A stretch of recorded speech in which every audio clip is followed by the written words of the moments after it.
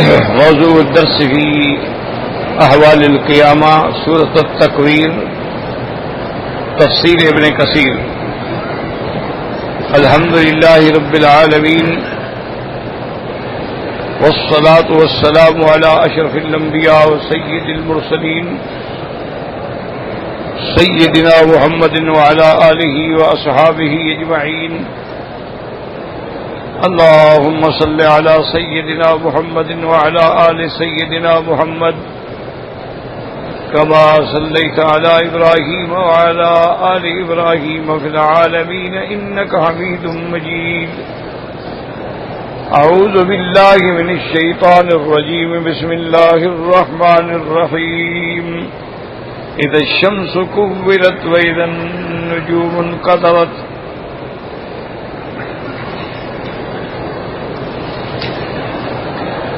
وَإِذَا الْجِبَالُ سُيِّرَتْ وَإِذَا الْعِشَارُ عُطِّلَتْ وَإِذَا الْوُحُوشُ حُشِرَتْ وَإِذَا الْبِحَارُ سُجِّرَتْ وَإِذَا النُّفُوسُ زُوِّجَتْ وَإِذَا الْمَوْءُودَةُ سُئِلَتْ بِأَيِّ ذَنبٍ قُتِلَتْ وَإِذَا الصُّحُفُ نُشِرَتْ وَإِذَا السَّمَاءُ كُشِطَتْ وَإِذَا الْجَحِيمُ سُعِّرَتْ وَإِذَا الْجَنَّةُ أُزْلِفَتْ عَلِمَتْ نَفْسٌ مَّا أَحْضَرَتْ۔ قال المؤلف والمفسر رحمه الله تعالى: أدام النفع بعلومه وعلومكم في الدارين آمين، إلى أن قال: وقوله تبارك وتعالى: وإذا الموءودة سئلت بأي ذنب قتلت، هكذا قراءة الجمهور سئلت، والموءودة هي التي كان أهل الجاهلية يدسونها في التراب كراهية البنات، فيوم القيامة تسأل الموءودة على أي ذنب قتلت، ليكون ذلك تهديدا لقاتلها، فإنه إذا سأل المظلوم فما ظن الظالم به۔ وقال علي بن أبي طلحة عن ابن عباس: وإذا الموءودة سألت، وقد قال أبو الزهاء سألت أي طالبت بدمها، وعن السدي وقتادة مثله۔ اب مفسر رحمۃ اللہ علیہ اس آیت کی تفسیر فرماتے ہیں: وإذا الموءودة سئلت بأي ذنب قتلت، اور ساتھ یہ بھی فرماتے ہیں کہ جمہور کی قرات جو ہے وہ اسی طرح ہے، سئلت۔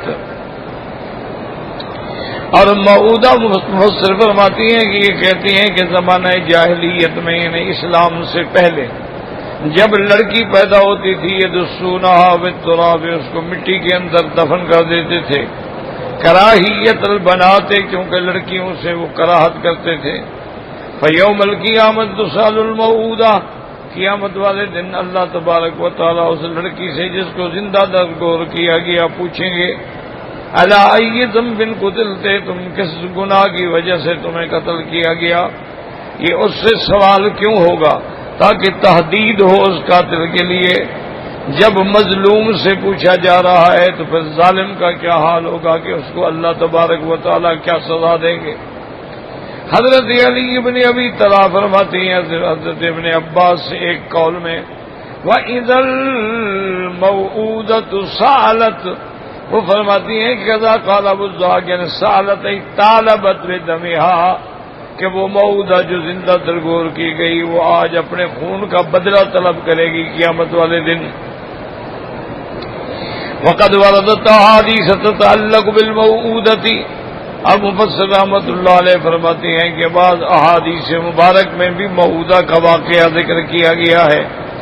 فقال الامام احمد حدثنا عبد الله بن يزيد قال حدثنا سعيد بن ابي ايوب قال حدثني ابو الاسود وهو محمد بن عبد الرحمن بن نوفل عن عروة عن عائشة عن جذامة بنت وهب اخت عكاشة قالت رضي الله عنها: حضرت رسول الله في ناس وهو يقول: لقد هممت أن أنهى عن الغيلة فنظرت في الروم وفارس فإذا هم يغيلون أولادهم ولا يضر أولادهم ذلك شيئا ثم سألوه عن العزل فقال رسول الله صلى الله عليه وسلم الوعد الخفي وهو الموءودة سألت. ورواه مسلم من حديث أبي عبد الرحمن البقري وهو عبد الله بن يزيد عن سعيد بن أبي أيوب. ورواه أيضا ابن ماجه عن أبي بكر بن أبي شيبة عن يحيى بن إسحاق السيلحيني عن يحيى بن أيوب. ورواه مسلم أيضا وأبو داود والترمذي والنسائي من حديث مالك بن أنس ثلاثة من أبي الأسود به. اس روایت میں آتا ہے جو امام احمد رحمت اللہ علیہ نے نقل فرمائی ہے ان عائشہ ان جزامہ بنت وہب. جزامہ بنت وہب جو ہے یہ اخت عکاشہ اس کی بہن ہے. وہ فرماتی ہیں کہ میں کچھ لوگوں کے ساتھ حضور پاک کی خدمت میں حاضر ہوئی اور حضور فرما رہے تھے لقد هممت ان انهى عن الغیلۃ کہ میں یہ ارادہ کرتا ہوں کہ میں غیلہ جو ہے اس سے منع کر دوں. فنظرت في الروم وفارس واذا هم يغيلون اولادهم ولا يضر اولادهم ذلك شيئا. انہوں نے فرمایا کہ پھر میں نے دیکھا کہ روم اور فارس کے لوگ جو ہیں وہ اس پہ عمل کرتے ہیں, ان کی اولادوں کو کوئی نقصان نہیں ہوتا ہے. ثم سألوه عن العزل. اس کے بعد حضور پاک سے پوچھا گیا کہ اگر کوئی آدمی اپنی بیوی کے ساتھ عزل کرتا ہے, عزل کا معنی ہے کہ جب انزال کا وقت قریب ہو تو انزال باہر کر دے تاکہ بچہ پیدا نہ ہو. حضور پاک نے فرمایا کہ یہ بھی ایک قسم کی وعد الخفی ہے اور قیامت والے دن موعودہ جو ہے وہ سوال کرے گی. لہذا اللہ نے جو مقدر لکھا ہے اس کو کبھی نہیں کرنا چاہیے. تو ایک ہوتا ہے, یاد رکھو, جیسے آج کل دو طریقے ہیں. ایک تو یہ ہے کہ نعوذ باللہ منصوبہ بندی کے تابع مردوں میں بھی نس بندی کر دیتے ہیں, وہ مرد پھر اولاد پیدا کرنے کے قابل نہیں رہتے. اسی طرح عورتوں کے اندر بھی آپریشن کر کے ان کی بچے دانی جو ہوتی ہے اس کو کاٹ دیتے ہیں, نکال دیتے ہیں, پھر اس کو بھی کبھی زندگی میں حمل نہیں ہوگا. یہ دونوں چیزیں حرام ہیں. شریعت اسلام اس سے منع کرتا ہے اور اللہ کے قرآن میں ہے کہ وَلَا تَقْتُلُوا أَوْلَادَكُمْ خَشْيَةَ إِمْلَاقٍ. لوگوں اللہ علیہ فرماتے ہیں کہ تم اپنی اولادوں کو قتل نہ کرو, اس لیے کہ بچے زیادہ ہوں گے تو پھر جناب بڑی بھوک ہو جائے گی اور آبادی تھوڑی ہے اور یعنی غلہ تھوڑا ہے اور آبادی بڑھ جائے تو پھر قحط پڑے گا. اللہ نے کہا ان کو بھی میں رزق دیتا ہوں, تمہیں بھی میں رزق دیتا ہوں, تو جس کو میں پیدا کرتا ہوں اس کا رزق میرے ذمہ ہے, تم ان کو بالکل قتل نہ کرو. یہ تو بالکل حرام. اچھا, ایک یہ ہوتا ہے کہ بھئی ایک عورت ہے ماشاءاللہ اس کو اللہ نے بہت سارے بچے دے دیے, اب وہ کمزور ہو گئی, 8-10 بچوں کے بعد جو ہے اب وہ اس کے اندر طاقت نہیں رہی کہ وہ حمل برداشت کر سکے. تو اگر میاں بیوی اتفاق کر کے 2 سال 4 سال کے لیے وقفہ کرنا چاہیں کہ بھئی 2-4 سال تک حمل نہ ہو, پہلے بچے بھی ذرا ٹھیک ہو جائیں, تو وہ جائز, وہ منع نہیں, وہ شریعت میں جائز.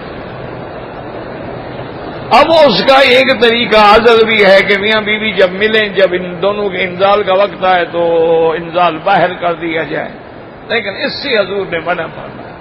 فرمایا کہ جس اولاد کو اللہ نے مقدر لکھا ہے وہ پیدا ہو کے رہے گی. تمہارے عزل کرنے سے پہلے پہلے اللہ نے جو لکھا ہے وہ جرسوم اندر چلا جائے گا. اور ایک طریقہ یہ ہوتا ہے کہ بھئی کوئی انجیکشن لگوا لیتے ہیں, اور ایک طریقہ یہ بھی ہوتا ہے کہ عورت کا ایک مائنر قسم کا چھوٹا سا آپریشن ہوتا ہے کہ اس کی وہ ٹیوب جو بچے دانی سے جڑتی ہے اس کو علیحدہ کر دیتے ہیں, پھر جب ضرورت ہو جوڑ دیتے ہیں. تو یہ اگر وقفہ کیا جائے شریعت میں تو یہ جائز ہے, لیکن مستقل طور پہ اولادوں کو بند کرنا, اولاد کو روک دینا یا ان کی پیدائش کے بعد ان کو زندہ دفن کر دینا, یہ اسلام میں حرام ہے اور اس کا قیامت کے اندر سوال ہو. وقال الامام احمد حدثنا ابن ابي يدي قال حدثنا داود بن ابي هند عن الشعبي ان القمة عن سلمة بن يزيد الجوفي قال انطلقت انا واخي الى رسول الله صلى الله عليه وسلم فقلنا يا رسول الله ان امنا مليكة كانت تصل الرحم وتقري الضيف وتفعل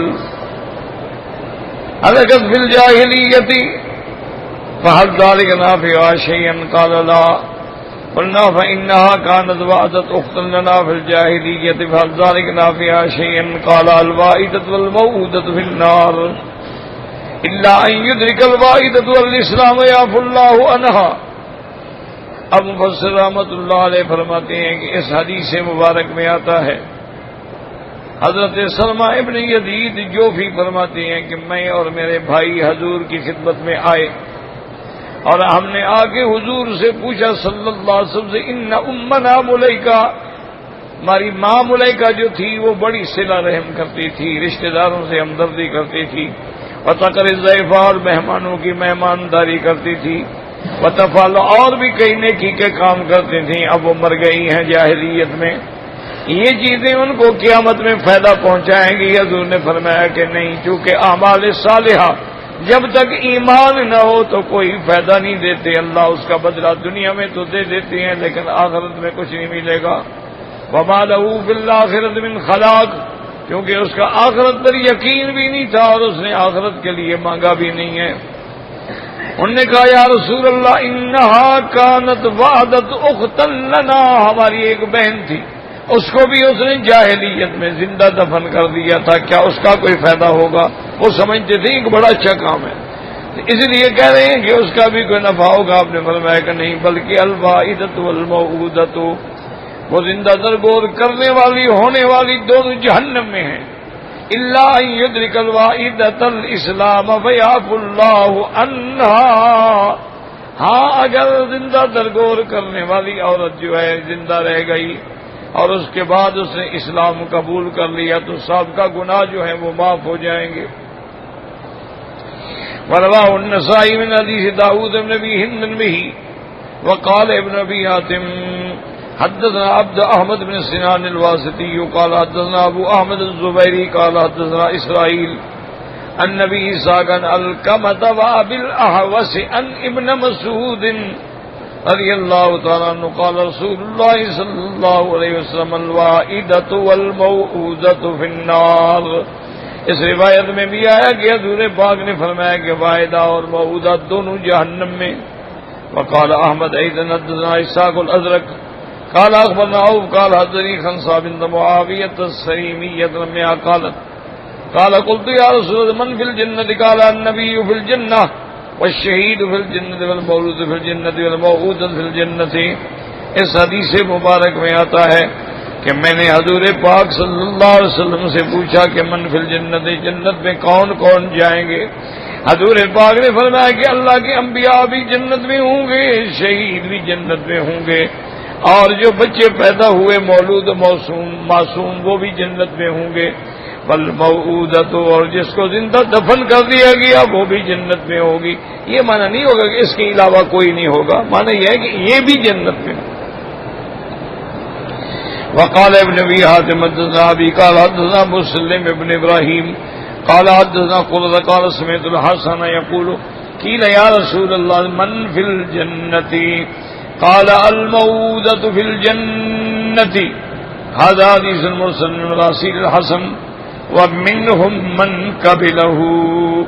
وقال ابن ابي حاتم حدثني ابو عبد الله الزهراني قال حدثنا حفص بن عمر الادني المدني قال حدثنا كون ابان قال الناس اطفال المشركين في الجنة ومن زعم انهم من النار قد كذب يقول الله تعالى الموءودة سئلت بأي ذنب قتلت. قال ابن عباس هي المدفونة. اس روایت میں حضرت اکرمہ حضرت ابن عباس رضی اللہ تعالیٰ عنہ سے بیان فرماتے ہیں، انہوں نے فرمایا کہ مشرکین کی چھوٹی اولاد جو ہے جو بالغ ہونے سے پہلے فوت ہو گئی ہے وہ بھی جنت میں جائیں گے. حضرت ابن عباس نے فرمایا جو لوگ یہ سمجھتے ہیں کہ مشرکین کی اولاد جو ہے، معصوم اولاد جو ہے وہ جہنم میں جائے گی، وہ غلط کہتے ہیں۔ اللہ پاک فرماتے ہیں وَإِذَا الْمَوْءُودَةُ سُئِلَتْ، تو موعودہ تو زمانہ مشرکین کے اندر ہوتی تھی، جب اس سے پوچھا جائے گا تو یہ دلیل ہے کہ وہ جنت میں جائیں گے۔ وقال عبد الرزاق اخونا اسرائیل سواق بن حرب نعمان بشیر عمر الخطابی قولت الموعودة سئلت قال جاء قیس بن عاصم الى رسول اللہ صلی اللہ علیہ وسلم، حضرت قیس بن عاصم حضور پاک کی خدمت میں آئے صلی اللہ علیہ وآلہ وسلم، فقال یا رسول اللہ انی وعدت بناتا لی فی الجاہلیۃ قال اعتق عن کل واحدۃ منہن رقبۃ۔ انہوں نے کہا یا رسول اللہ اب تو میں الحمدللہ مسلمان ہو گیا، لیکن زمانہ جاہلیت میں نے اپنی کئی لڑکیاں جو ہیں ان کو زندہ دفن کر دیا تھا۔ حضور پاک نے فرمایا جتنی لڑکیوں کو تم نے دفن کیا ان کے بدلے میں ایک ایک غلام آزاد کرو۔ قال یا رسول اللہ انی صاحب ابل، اس نے کہا حضور میرے پاس غلام تو نہیں ہے، البتہ میرے پاس اونٹ ہیں۔ آپ نے فرمایا فنان کل واحد منہن بدنۃ، تم ہر اس لڑکی کو جس کو تم نے زندہ دفن کیا اس کے بدلے میں ایک اونٹ صدقہ کر دو۔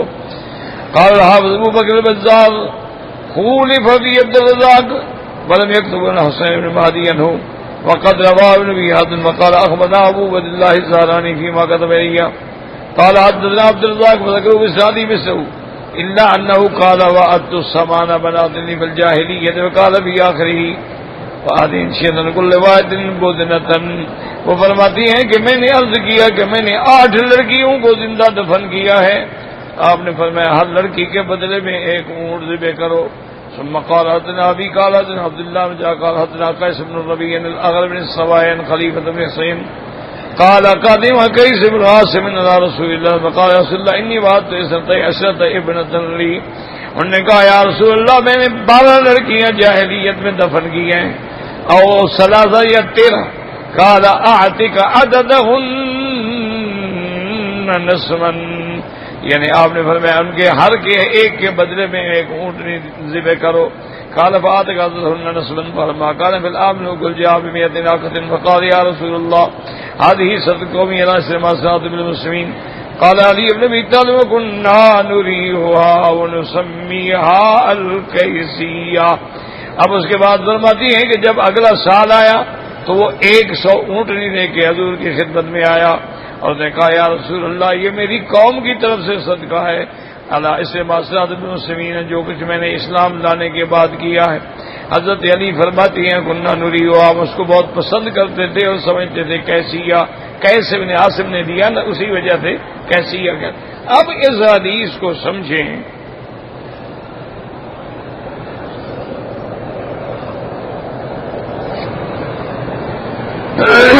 ایک حدیث مبارک میں یہ آیا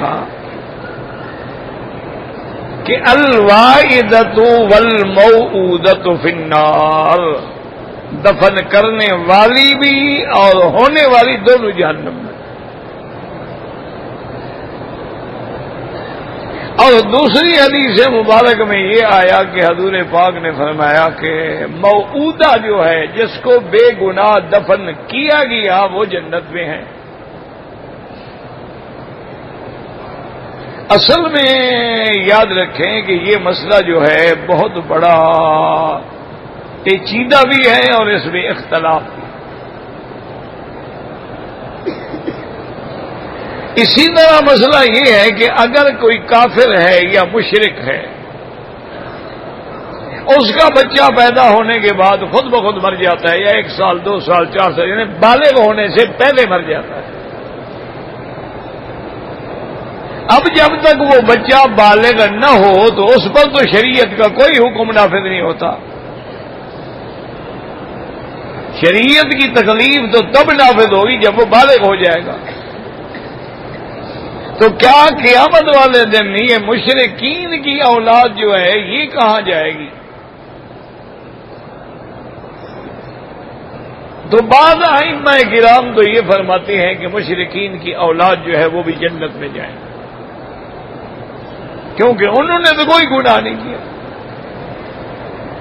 اور وہ تو ابھی بالغ بھی نہیں ہوئے، مکلف بھی نہیں ہوئے، تو ان کو سزا کیوں ملے؟ اور بعض علماء فرماتے ہیں کہ نہیں، مشرکین کی اولاد جہنم میں جائے گی اور مسلمانوں کی اولاد جنت میں جائے گی۔ وہ اس لیے فرماتے ہیں کہ مسلمان کی اولاد ہے، بڑا ہو کے وہ بھی مسلمان بنے گا، مسلمانوں والے کام کرے گا، اپنے ماں باپ کے تابع رہے گا، کیونکہ کل مولود یولد علی الفطرہ، ہر بچہ دین فطرت میں پیدا ہوتا ہے، ماں باپ آگے اس کو یہودی یا نصرانی یا مجوسی بنا دیتے ہیں۔ کہتے ہیں مسلمان کا بچہ جنت میں، مشرکین کا بچہ جہنم میں، کیوں؟ اگر بڑا ہوتا تو وہ بھی مشرک اور کافر بنتا۔ لن یلدوا الا فاجرا کفارا، جیسے کہ حضرت نوح علیہ السلام نے عرض کیا تھا، یا اللہ ان کی تو آنے والی نسل جو پیدا ہوگی وہ بھی گناہگار اور کافر۔ اچھا، بعض علماء نے ایک جمع کیا دونوں کو، انہوں نے کہا کہ اعراف میں ہوں گے، کیا معنی؟ نہ جنت میں نہ جہنم میں، درمیان میں اللہ نے ان کے لیے ایک جگہ رکھی۔ اور بعض علماء نے فرمایا کہ نہیں، وہ جنت میں تو ہوں گے لیکن وہ مومنوں کے خادم بن کے رہیں۔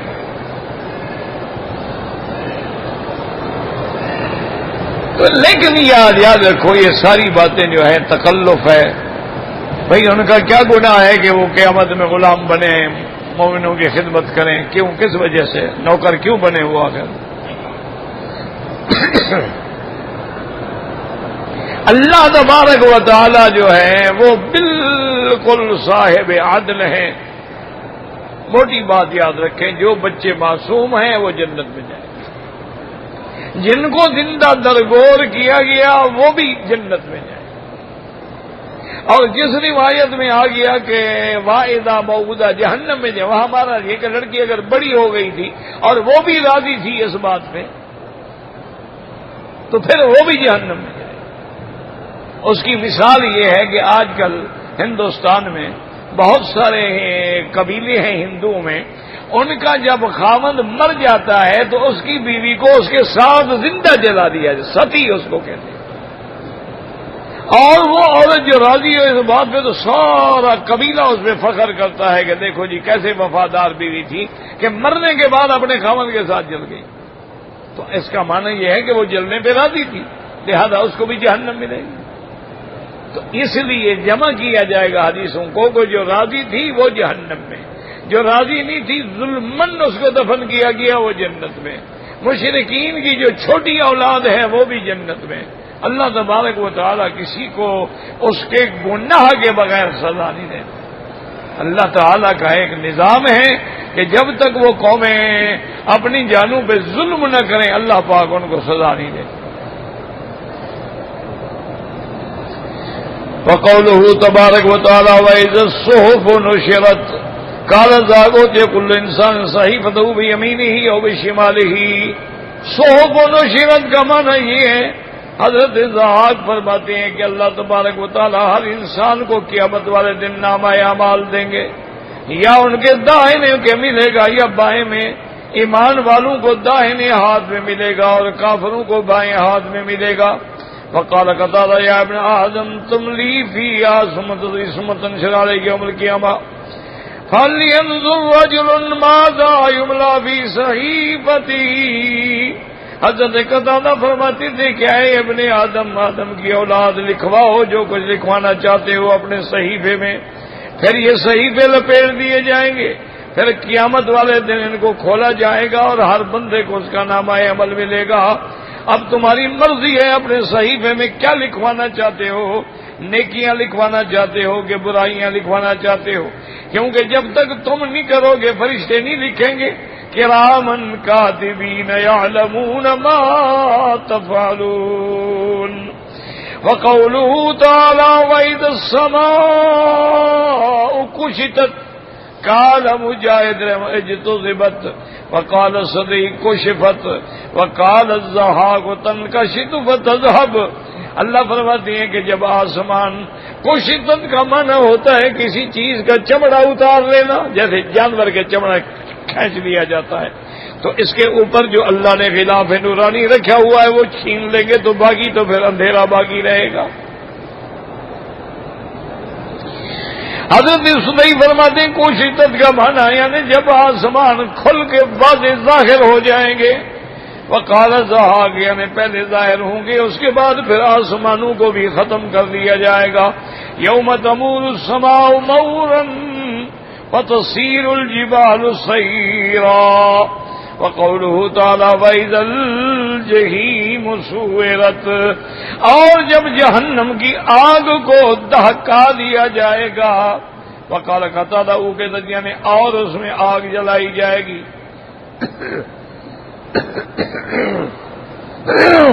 وقال انما اسراغت باللہ خطایا بنی آدم، اس دن جو آگ بھڑکے گی اس کی وجہ کیا ہے؟ گناہ بنی آدم کے گناہوں کی وجہ سے، اللہ تعالی کے غضب کی وجہ سے.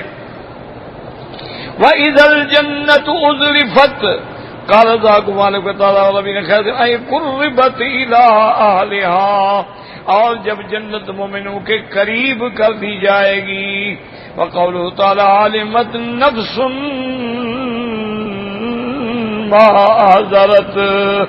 یاد رکھیں کہ پہلے 12 چیزیں جن کی ذکر کیا گیا ان کا جواب کیا ہے. هذا هو الجواب اذا وقعت هذه الامور حين تعلم كل نفس ما عملت واحد ذلك لها. جب یہ 12 چیزیں ہو جائیں گی تو اب ہر بندہ جان لے گا کہ اس نے کیا کیا تھا اور کیا آگے بھیجا تھا، کیا اعمال کیے تھے. كما قال تعالى يوم تجد كل نفس ما عملت من خير محضرا وما عملت من سوء، جو کچھ کیا ہوگا اس کے سامنے آ جائے گا. تود لو ان بینہا وبینہ امدا بعیدا. اب تمنا کرے گا کاش یہ وقت نہ آتا، لیکن اللہ کا فیصلہ کون ٹال سکتا ہے. وقال ينبأ الانسان يومئذ ما قدم واخر، اللہ ہر بندے کو خبر دیں گے کہ تم نے آگے کیا بھیجا اور پیچھے کیا چھوڑا. وقال ابن نبیات حدثنا ابی قال حدثنا عبدہ قال حدثنا مبارک قال حدثنا محمد المطرف عن زید بن مسلم النبی قال لما نظرت اذا الشمس كورت قال عمر لما بلغ علمت نفس ما احضرت قال لهذا اجر الحدیث. اور اسی وجہ سے بات چلی کہ قیامت والے دن جو کچھ بھی انسانوں نے کیا ہے وہ سب کا سب ان کے سامنے آ جائے گا. اپنے اپنے نامہ اعمال پکڑ لیں گے اور اللہ تبارک و تعالی حکم دیں گے اقرا کتابک کفی بنفسک اليوم علیک حسیبا. اپنے نامہ اعمال پڑھ لو. ہر آدمی پڑھے گا اور کافر جب پڑھیں گے تو چیخ اٹھیں گے یا لیتنا ما لهذا الکتاب لا يغادر صغيرة ولا كبيرة إلا أحصاها ووجدوا ما عملوا حاضرا ولا يظلم ربك أحدا. اللہ پاک سے دعا کرے اللہ ثبتنا علی الایمان مرزقنا حسن الختام.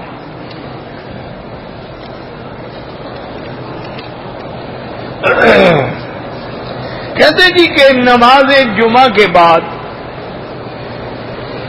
جو سنتیں پڑھنی ہیں، یاد رکھو کہ امام ابو حنیفہ رحمت اللہ علیہ کے نزدیک جمعہ کی نماز سے پہلے 4 سنتیں مؤکدہ ہیں اور جمعہ کی نماز کے بعد بھی 4 سنتیں مؤکدہ ہیں. اور ایک قول صاحبین کا ہے کہ جمعہ کے بعد آدمی 6 رکعت پڑھے. اور بعض علماء حنابلہ رحمہم اللہ فرماتے ہیں کہ جمعہ سے پہلے بھی 2 رکعتیں بعد میں بھی 2 رکعتیں. لیکن بات یاد رکھا کرو کہ یہ جھگڑے نہیں ہوتے، ہمیشہ اصول رکھو.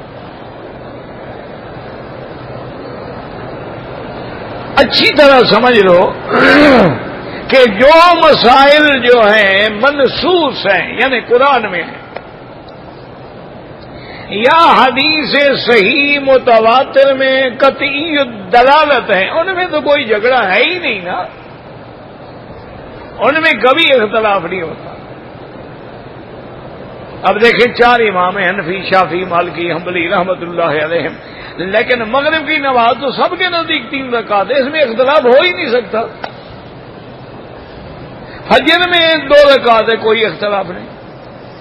ظہر میں 4، عصر میں 4، عشاء میں 4، کوئی اختلاف نہیں. کیونکہ وہ چیز جو ہے حضور کے عمل سے متواتر ثابت ہے، لہذا وہاں کسی اجتہاد کی ضرورت ہی نہیں ہے۔ اجتہاد وہاں ہوتا ہے جو فرعی مسائل ہوتے ہیں اور جن کا قرآن و حدیث مبارک میں ذکر نہیں ہوتا ہے۔ اچھی طرح سمجھو بات، جیسے کہ سیدنا معاذ رضی اللہ تعالی عنہ کی حدیث مبارک میں بڑا واضح ہے کہ جب حضور پاک نے آپ کو یمن کے لیے بھیجا، امیر بنا کے بھیجا، تو آپ نے فرمایا کہ معاذ وہاں جا رہے ہو اور وہاں تو جھگڑے مقدمے فیصلے آئیں گے، تو کیسے فیصلہ کرو گے؟ تو حضرت معاذ نے عرض کیا بے کتاب اللہ، اللہ کے قرآن کے مطابق فیصلہ کروں گا۔ حضور نے فرمایا ہو سکتا ہے کہ وہ مسئلہ قرآن میں نہ ہو، ان لم تجد، پھر کیا کرے؟ انہوں نے کہا حضور بسنت رسول اللہ، پھر میں حضور کی سنت سے فیصلہ کروں گا۔ حضور نے فرمایا اچھا اگر قرآن میں بھی نہ ہو، میری سنت میں بھی نہ ہو، پھر کیا کرے؟ انہوں نے کہا اس پھر میں اجتہاد کروں۔ اور وہ اجتہاد جو ہوتا ہے وہ بھی قرآن و سنت کی روشنی میں ہوتا ہے، یاد رکھو۔ اسی طرح روایات میں ہے کہ استدلال کے لیے 3 فریضۃ عادلۃ، سنت قائمۃ، یا تو سب سے پہلے اللہ کا فریضہ جو قرآن میں ثابت ہے، اور اس کے بعد یہ ہے کہ یا پھر اجماع ہے یا قیاس ہے۔ تو یہ چیزیں ہوتی ہیں۔ تو اختلاف جو ائمہ میں ہوتا ہے نا، اب جیسے اختلاف ہو گیا، ابھی ظہر سے پہلے 2 رکعتیں یا 4 رکعتیں، تو یہ فروعی اختلاف ہے، یہ کوئی کفر اسلام کی جنگ نہیں ہے۔ اللہ تبارک و تعالی ہدایت عطا فرمائے، تو اس کو سمجھا کریں۔ اب بعض حدیث مبارک میں 2 رکعت ہیں، لہذا کچھ ائمہ کرام نے اس حدیث کو لے لیا ابھی ظہر سے پہلے 2 رکعت، اور امام ابو حنیفہ رحمۃ اللہ نے فرمایا کہ وہ 2 رکعت جو حضور نے ظہر سے پہلے پڑھی ہے وہ تحیت المسجد ہے، جو سنتیں ہیں آپ گھر پڑھ کے آتے تھے۔ اور بی بی حفصہ سے روایت ہے کہ آپ نے 4 رکعت پڑھی ہیں، لہذا انہوں نے اس حدیث مبارک کو لے لیا۔ اسی طرح سے ظہر کے بعد چونکہ ہمیشہ 2 رکعت ہوتی ہیں، تو بعض ائمہ کرام نے ظہر کے جمعہ کے بعد بھی 2 رکعت کو لے لیا۔ بعض ائمہ کرام نے فرمایا کہ نہیں، جمعہ کے بعد بھی 4 رکعت، کیونکہ جمعہ کا دن خصوصی عبادت کے لیے اللہ نے بنایا ہے، اور اللہ نے اس کے لیے خصوصی حکم دیا ہے کہ اللہ کے ذکر کی طرف لوٹو اور ہر کاروبار چھوڑ دو۔ اچھا اب یہ ہے کہ کوئی اگر 6 رکعت پڑھے گا 6 لاکھ رکعت کا ثواب ملے گا، 4 پڑھے گا 4 لاکھ رکعت کا ثواب ملے گا، 2 پڑھے گا 2 لاکھ رکعت کا ثواب ملے گا۔ اس میں لڑائی جھگڑے والی کون سی بات ہے کہ آدمی لڑے ایک دوسرے سے، اختلاف کرے اور ایک دوسرے کے خلاف جناب محاذ بنا ڈالے اور ایک دوسرے سے بحثیں کرے اور مناظرے کرے، یہ بات معقول نہیں ہے۔ اللہ تمام ائمہ کرام کی قبروں پہ رحمتیں فرمائے۔ اب دیکھیں نا، جتنے انبیاء گزرے ہیں اصول دین میں کوئی اختلاف نہیں، لیکن شریعت میں اختلاف ہے، ہر پیغمبر کی شریعت الگ ہے۔ اسی طرح اللہ کے نبی کے دین میں اصول میں کوئی اختلاف نہیں، لیکن فروعات کے اندر اختلاف ہوتے ہیں۔ پھر ان اختلافات کو مجتہدین حل کرتے ہیں کہ اس اختلاف کی وجہ کیا ہے، کیا بھئی یہ حکم ایسا تو نہیں کہ منسوخ ہو گیا ہو، تو پھر ناسخ پہ عمل کریں گے، منسوخ کو چھوڑ دیں گے، یا 2 حدیثیں متعارض ہیں ان کو جمع کر دیا جا سکتا ہے، یا اس کے بعد یہ دیکھا جائے گا ابھی کبھی کون سا ہے۔ تو یہ اختلاف ایسا ہے، لہذا 6 رکعت بھی ہیں، 4 رکعت بھی ہیں، 2 رکعت بھی ہیں، لیکن اصولی بات یہ ہے کہ وہ ہماری زبان میں کہتے ہیں نا کہ جتنا گڑ ڈالو گے اتنا ہی میٹھا ہوگا نا۔ یہاں 1 رکعت کا 1 لاکھ ملتا ہے، ایک آدمی نے 2 رکعت پڑھی ہیں 2 لاکھ لے جائے گا، 4 پڑھی ہیں تو 4 لاکھ لے جائے گا۔ یہ جھگڑے نہ کیا کرو۔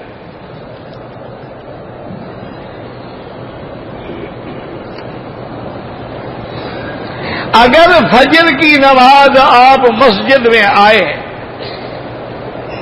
اور نماز کھڑی ہو چکی امام نماز پڑھا رہے، تو اب حضور کی ایک حدیث مبارک ہے کہ لا صلاۃ الا المکتوبہ اذا اقیمت الصلاۃ، جب جماعت کھڑی ہو جائے بلا صلاۃ، اب کوئی نماز نہ پڑھو، وہی پڑھو جو کھڑی ہو۔ لہذا افضل یہ ہے کہ آپ نماز میں مل جائیں۔ 2 رکعت سنت فجر کی حضور کو بڑی محبوب ہے، یا تو نماز کے فوراً بعد بھی آپ ادا کر سکتے ہیں اگر آپ کو کہیں جانا ہے، مجبوری ہے، سفر ہے، قافلہ جا رہا ہے، ورنہ افضل یہ ہے کہ سورج نکلنے کے بعد 2 رکعت قضا کریں۔ یہ جو مسئلہ ہے، اچھا ایک یہ ہوتا ہے کہ بعض فقہا فرماتے ہیں کہ امام کی عادت یہ ہے کہ بھئی مثلاً وہ بڑی لمبی قرات کرتے ہیں اور وہ نماز والی جگہ سے نہیں، باہر کھڑے ہو کے 2 رکعت پڑھے، اس یقین پر کہ مجھے رکعت مل جائے گی تو وہ پڑھ سکتا ہے، لیکن سب کے نزدیک افضل یہ ہے کہ نماز نہ پڑھے، جماعت میں مل جائے، جماعت کے بعد 2 رکعت پڑھے۔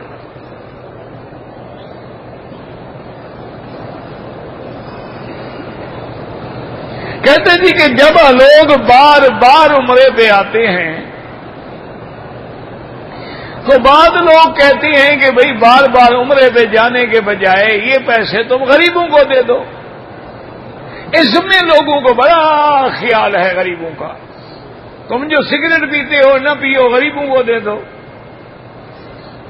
تم جو چائے شریف پیتے ہو چائے چھوڑ دو اور غریبوں کو دے دو، تم جو گھر میں 4 ڈشیں بناتے ہو 1 ڈش بناؤ اور 3 کے پیسے غریبوں کو دے۔ وہاں تو خیال نہیں آتا مسئلے کا، مسئلے کا خیال آپ کو صرف حج اور عمرے میں آتا ہے۔ حج اور عمرہ جو ہے یاد رکھو یہ بھی ایک خیرات ہے نا۔ اب آپ دیکھیں کہ اس وقت الحمدللہ ثم الحمدللہ اللہ اس حکومت کو جزائے خیر دے، حالانکہ حرم میں کام ہو رہا ہے، اس کے باوجود بھی ان نے دل کھول کے ویزے لگائے، 4 مہینے میں 16 لاکھ آدمی کو عمرے کی اجازت دی ہے۔ اسی لیے آپ نے دیکھا نہیں ایسا رش ہوتا ہے جیسے حج ہو۔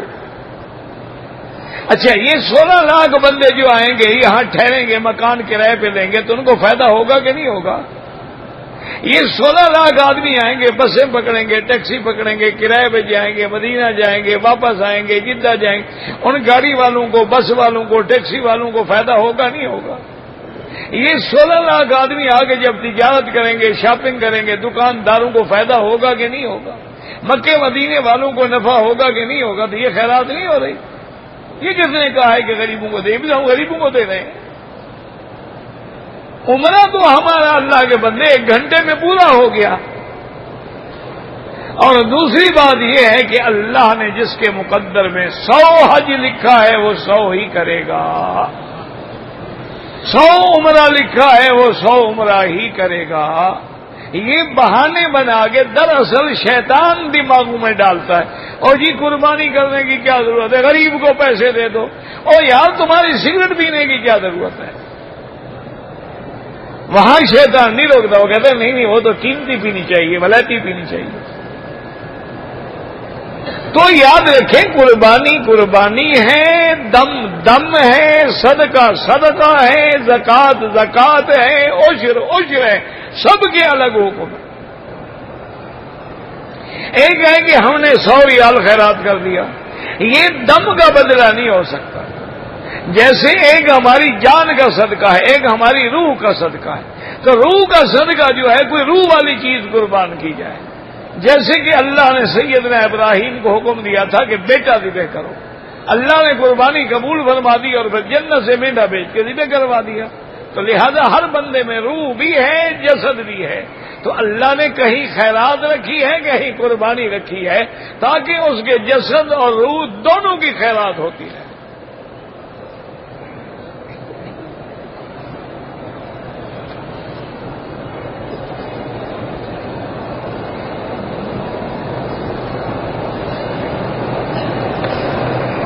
کہتے ہیں جی کہ ہم 14 دن کے لیے آئے ہیں عمرے پہ، 3-4 دن ہم مکہ شریف میں اور باقی مدینہ شریف میں، نماز قصر ہوگی، کیونکہ جب تک کوئی آدمی کسی ایک جگہ 15 دن ٹھہرنے کی نیت کر لے پھر مقیم ہو جاتا ہے. اگر 15 دن سے کم ہے تو پھر مسافر ہے. مسافر کا معنی ہے کہ نماز فرض اگر 4 ہے تو 2 رکعت پڑھے گا، سنت اور نفل جو ہے وہ معاف ہے. لیکن امام کے پیچھے پڑھے گا تو وہ امام کے تابع ہے، پھر پوری نماز پڑھے گا. اگر علیحدہ پڑھے گا تو قصر کرے گا. باقی اگر سنت اور نفل پڑھ لو تو ثواب ہوتا ہے، گناہ نہیں ہوتا ہے.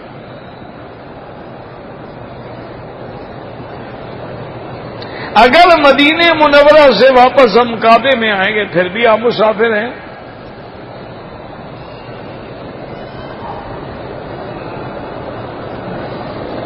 کہتے ہیں جی کہ زمزم کا پانی کھڑے ہو کر پینے میں زیادہ ثواب ہے. بالکل نہیں. افضل یہ ہے کہ زمزم ہو یا غیر زمزم ہو، کھانا بھی بیٹھ کے کھاؤ، پانی بھی بیٹھ کے پیو. صرف اتنا فقہا نے لکھا ہے کہ اگر زمزم کا پانی کھڑے ہو کے پی لیا تو گناہ نہیں ہوگا، دوسرا پانی پیے گا تو گناہ ہوگا. گناہ کیوں نہیں ہوگا کہ حضور پاک نے کھڑے ہو کے زمزم مبارک پیا ہے. لیکن محدثین فرماتے ہیں کہ حضور جب آئے تو سب کنواں ہوتا تھا نا، تو کنویں پر ڈول کھینچتے تھے، پانی گرتا تھا تو ارد گرد بیٹھنے کی جگہ نہیں تھی، حضور مجبوراً کھڑے ہو کے آپ نے پیا ہے. تو ورنہ افضل یہ ہے کہ پانی کھڑے ہو کے بجائے بیٹھ کے پیئیں. بسم اللہ الرحمن الرحیم پڑھیں، 3 سانس لیں، ہر سانس پہ الحمدللہ کہیں، اور جب پانی پی لیں تو پھر اللہ سے دعا کریں، اللہم انی اسألک علما نافعا ورزقا واسعا وشفاء عن کل داء. حضرت ابن عباس ہی دعا پڑھتے ہیں. آپ جو مرضی ہے دعا مانگیں.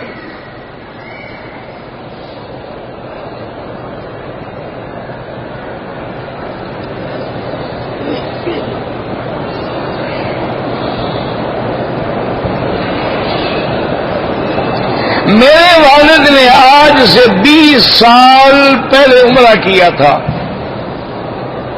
انہوں نے کے بجائے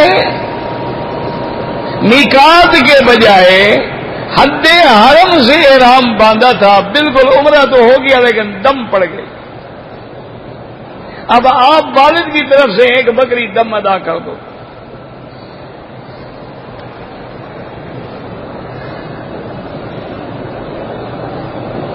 صفا مروہ دوڑنے کے بعد 2 رکعت پڑھنا جو ہے وہ کوئی ضروری نہیں ہے. بعض علماء نے اس کو مستحبات میں لکھا ہے کہ گویا ہم بطور شکر پڑھ رہے ہیں کہ اللہ تو نے ہمیں عمرہ پورے کرنے کی توفیق عطا فرما دی. لیکن کوئی حکم نہیں، نہ حضور پاک نے پڑھی ہے نہ صحابہ نے پڑھا ہے.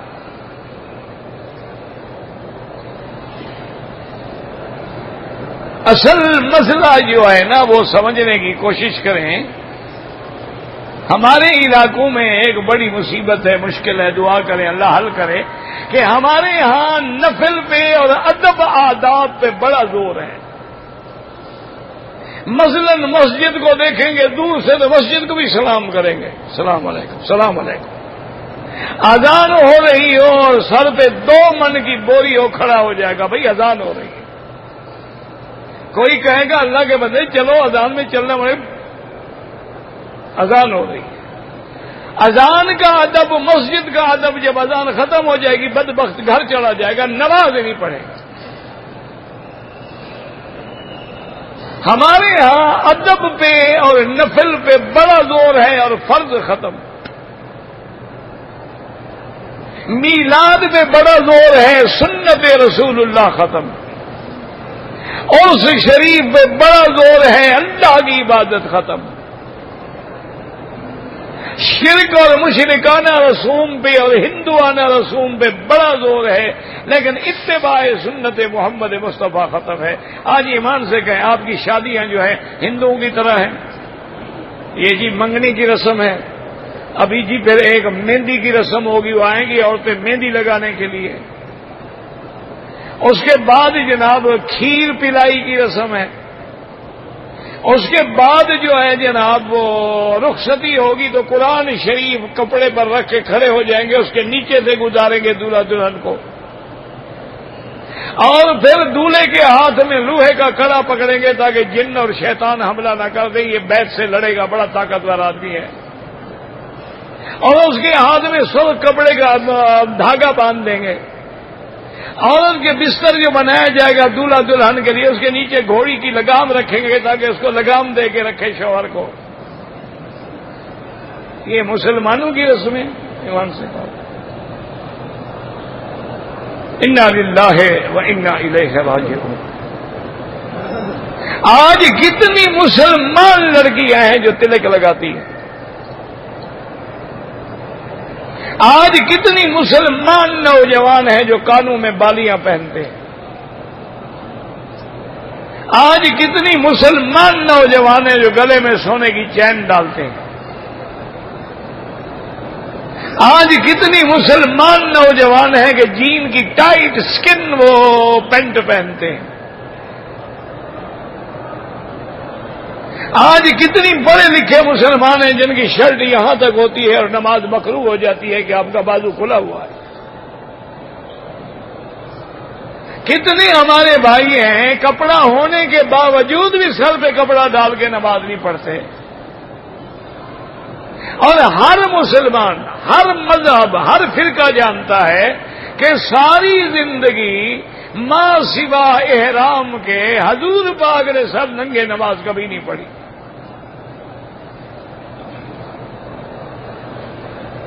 انا للہ و انا الیہ راجعون۔ بس دعا کریں اللہ ہمارے حال پہ رحم فرمائے۔ بہرحال ہمارے اعمال تو اب گزر چکے ہیں، اسی لیے روز اللہ کے عذاب کا کوڑا برس رہا ہے۔ فصب علیہم ربک صوت عذاب، یہ سنت اللہ ہے کہ جب تم زمین میں فساد پھیلاؤ گے تو اللہ عذاب کا کوڑا برسائے۔ الذین طغوا فی البلاد فاکثروا فیہا الفساد فصب علیہم ربک صوت عذاب۔ اور اسی لیے حضور نے فرمایا تھا علامات قیامت میں ہے کہ قاتل کو بھی پتہ نہیں ہوگا کہ میں کیوں قتل کر رہا ہوں، اور مقتول کو بھی پتہ نہیں ہوگا کہ یار میرا کیا گناہ تھا کہ مجھے مار دیا گیا ہے۔ انا للہ و انا الیہ راجعون۔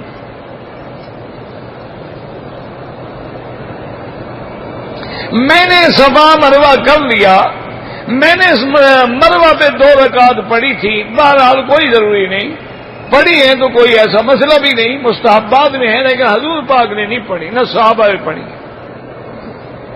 نفل طواف ہو یا کوئی طواف ہو، نظر نیچے رکھیں، منہ کعبے کی طرف کر کے نہ چلیں بلکہ یوں چلیں اور نظر جھکا کے چلیں۔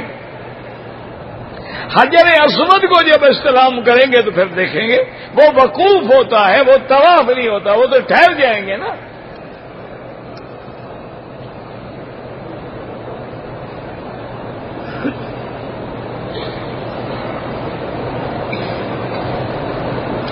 میں نے پہلے عمرہ کیا، سر منڈا لیا، اب دوسری دفعہ میں نے عمرہ کیا ہے تو میں نے 1-2 جگہ پر ایسے ریزر سے ٹک لگایا ہے، دم پڑ گئی، سارا اس طرح پھروائیں، بال ہوں یا نہ ہوں۔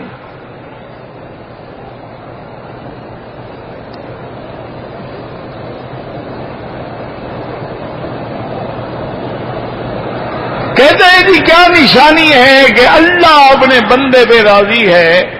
اگر تم عمل وہ کر رہے ہو جو اللہ کے حکم کے اور حضور کی سنت کے مطابق ہے تو اللہ راضی ہے۔ اللہ راضی ہے تو تمہیں گھر میں آنے دیا ہے نا، اللہ راضی ہے تو عمرہ کرنے دیا ہے، اللہ راضی ہے تو تمہیں مدینے جانے دیا ہے، اللہ راضی ہے تو تمہیں نماز پڑھنے دی ہے، ورنہ کتنا بدبخت باہر کھڑے ہیں، اذان ہے، تکبیر ہے، نماز نہیں پڑھتے۔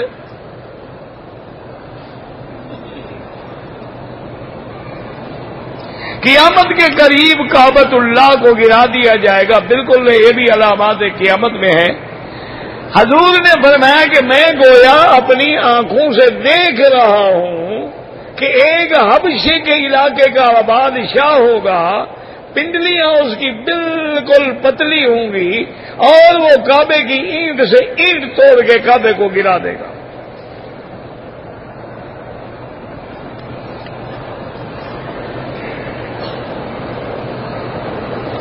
کہتے جی کہ حرم شریف میں جو نماز ہے وہ 1,00,000 کے برابر ہے. تو صحیح حدیث ہے. حضور نے فرمایا کہ میری مسجد میں نماز 1,000 ما سول مسجد الحرام، مسجد الحرام میں 100,000 صلاۃ. یہ تو حدیث ہے اللہ کے بندے، اس کا تو آج تک کسی نے انکار نہیں کیا. حرم میں اگر ہم نے ایک نماز قضا کی ہے تو ایک ہی قضا کی ادائیگی ہوگی. یہ تھوڑا ہے کہ 1,00,000 قضا ادا ہو، 1,00,000 گنا ثواب ملے گا، 1,00,000 کا عدد نہیں پورا ہو جائے گا. ورنہ تو ہر آدمی ایک نماز پڑھ کے جائے چھٹی.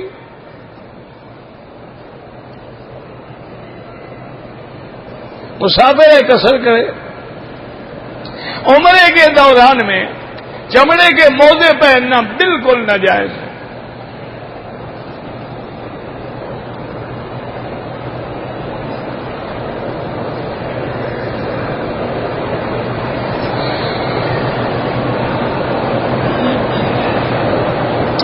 کہتے ہیں جی کہ حدیث مبارک میں تو یہ بات موجود ہے کہ رشوت لینے والا اور دینے والا دونوں پہ لعنت ہے.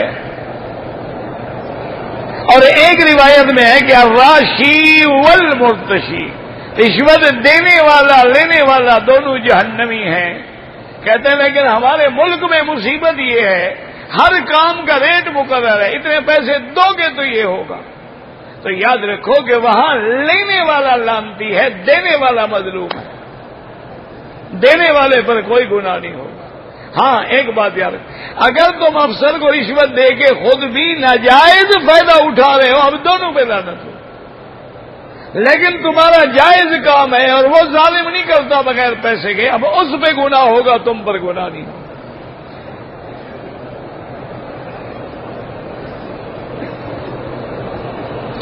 کہتے جی کہ ہمارے ملک میں جب کوئی مسلمان فوت ہو جاتا ہے، کل خانی ہوتی ہے، جمعراتیں ہوتی ہیں، چہلم ہوتی ہے. میرا بھائی یہ مسئلہ جو ہے نہ شریعت کا ہے، نہ قرآن کا ہے، نہ حدیث کا ہے، یہ مولوی کے پیٹ کا مسئلہ ہے، اقتصادی مسئلہ ہے. اس کی وجہ یہ ہے کہ آج تم نے بھی تو مولویوں کو نوکر سمجھا ہوا ہے نا، تو انہوں نے بھی مسئلے بنائے ہیں انشاءاللہ کہ مرنے کے بعد تیسرے دن کل شریف، 7 جمعراتیں شریف اور 1 دفعہ چہلم شریف، اتنے میں کوئی اور شریف بھی تو مر جائے گا. تو اس کے گھر میں ماشاءاللہ بریانی اور حلوے چلتے رہیں گے. یہ مولوی کے پیٹ کا مسئلہ ہے. ویسے کھانا بھی حرام ہے، کھلانا بھی حرام ہے.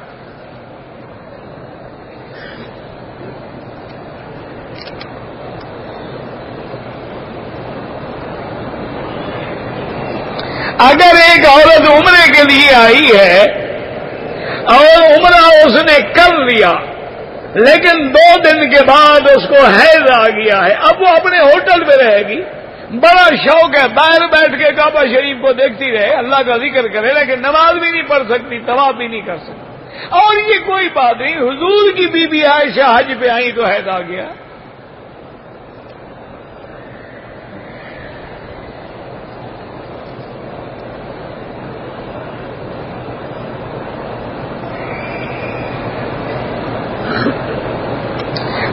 ایک عورت عمرے کے لیے آئی، جہاز میں اس نے احرام کی، عورت کا احرام تو خیر ہوتا نہیں ہے، تلبیہ بھی پڑھ لیا، نیت بھی کر لی، حیض آ گیا، پھر اس نے وہ رومال شمال کھول دیا، پھر اس کے بعد وہ پاک ہو گئی، مسجد عائشہ سے جا کے عمرہ کیا، دم بھی ادا کرے. کیوں کھول دیا ہے؟ وہ احرام میں تھی، جب پاک ہو جاتی عمرہ کر لیتی، مسجد عائشہ جانے کی کیا ضرورت تھی؟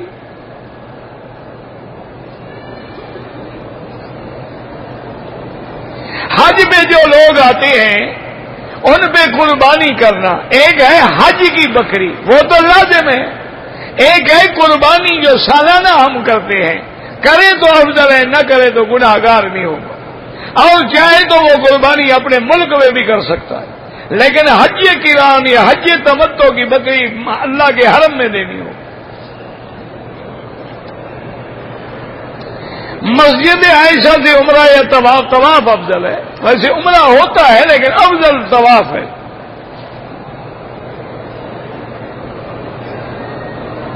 کہتے جی کہ یہاں نماز کے بعد دعا نہیں مانگتے. یہ تمہیں دکھاتے نہیں ہیں, دعا تو مانگتے ہیں.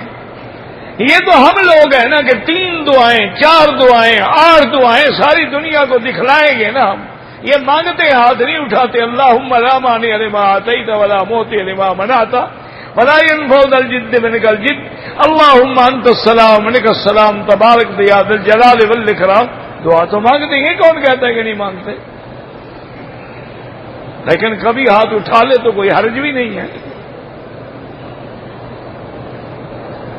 کہتے ہیں جی کہ اگر عمرے کے بعد افضل یہ ہے کہ پورے سر پہ اس طرح پھروائیں. اگر بال بڑے ہیں تو چوتھا حصہ بالوں کا کٹ, مثلا اتنا بال ہے تو اتنے بال سارے سر کے کٹ جائیں.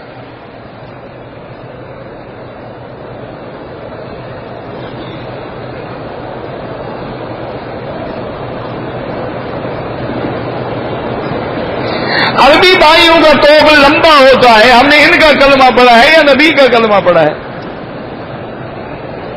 ہم نے انہیں توپ والوں کا کلمہ پڑھا ہوا ہے. ان کی سنت پہ چلنا ہے. یہ تو داڑھی بھی منڈواتے ہیں, بس ہم داڑھی منڈوائیں. یہ تو حقہ شریف بھی پیتے ہیں, سگریٹ بھی پیتے ہیں, تو دین ہو گیا. ہم نے کلمہ محمد الرسول اللہ کا پڑھا ہے کہ محمد سے وفا تو نے تو ہم تیرے ہیں. ہم نے اتباع حضور کی کرنی ہے.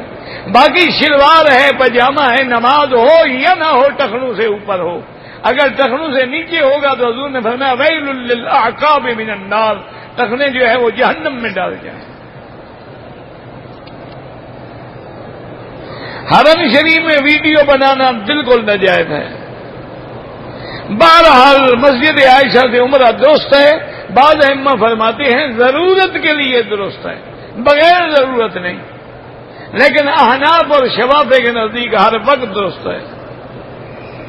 کہتے جی اب ہمیں آواز نہیں آتی تو کیا کریں گے؟ ہر آدمی کے کان میں تو سپیکر نہیں باندھا جا سکتا.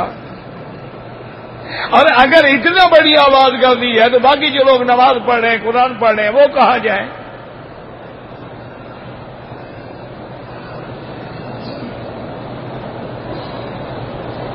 ایک نبی کی بیٹی دوسرے نبی کی بہن,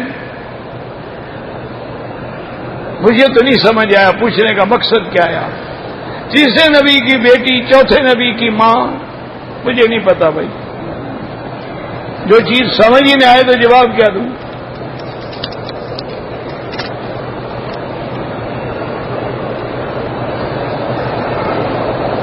جو لوگ کبھی زندگی میں مدینہ منورہ میں 40 نمازیں پڑھ چکے ہیں تو ہر دفعہ کوئی ضروری نہیں, وہ فضیلت ہے.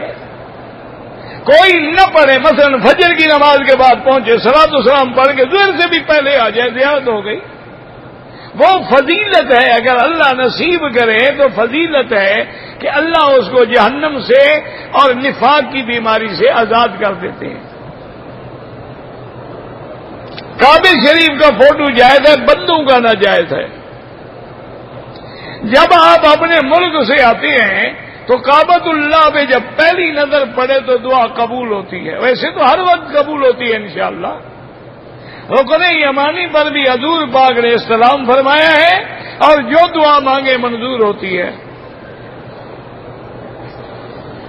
حیات النبی کے بارے میں, حیات الانبیاء کے بارے میں عقیدہ اہل سنت والجماعت کا یہ ہے کہ تمام انبیاء اپنی قبروں میں حیات ہیں. وحدت الوجود, وحدت الشہود, یہ کسی صوفی سے پوچھے, مجھے تو پتہ نہیں ہے ان کا.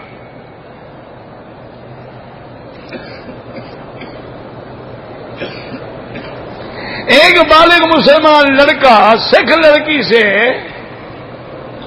شادی کر لیتا ہے. وہ والدین کو کہتا ہے مسلمان ہوں, میری بیوی مسلمان نہیں ہوگی, سکھ رہے گی. بالکل نکاح نہیں ہوتا. اور اگر اس کو صحیح سمجھتا ہے تو یہ نکاح کرنے والا بھی کافر ہو جائے گا.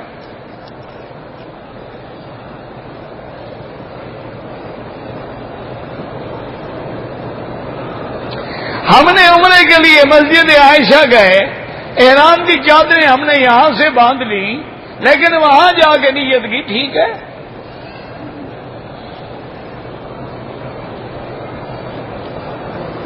نہ تمہیں حضور کی حیات سے کوئی چڑھ ہے بلا یا تکلیف ہے؟ کوئی وجہ بھی تو بتاؤ نا۔ جب اللہ کے نبی نے معراج کی رات 1,24,000 انبیاء کو امام بن کے نماز پڑھائی ہے کہ نہیں؟ کیا وہ فوٹو سیشن تھا، ڈرامہ تھا یا حقیقت تھی؟ اس لیے قرآن کہتے ہیں کہ فلا تکن فی مریۃ من لقائہ، ہم تمہیں موسیٰ علیہ السلام سے ملوائیں گے اور آپ اس میں شک میں بھی نہ رہیں۔ موسیٰ علیہ السلام نے آپ کی نمازیں بخشوانے کے لیے مشورہ دیا، یہ ڈرامہ تھا؟ خدا کا خوف کرو، اللہ سے ڈرو، ان مسائل میں نہ پڑو، ایمان کھو بیٹھو۔ جو قرآن میں ہے آمنا، جو حدیث میں آمنا، جو نہیں ہے باز نہ کرو۔ باقی اس میں کوئی شک نہیں کہ وہ عالم برزخ ہے۔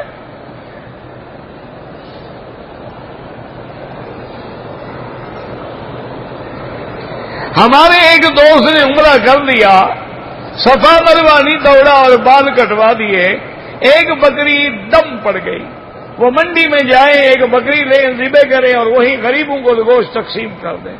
ربنا تقبل منا انک انت السمیع العلیم وتب علینا انک انت التواب الرحیم اللهم استرنا بسترك الجمیل اللهم استر عوراتنا آمن روآتنا خفف روآتنا۔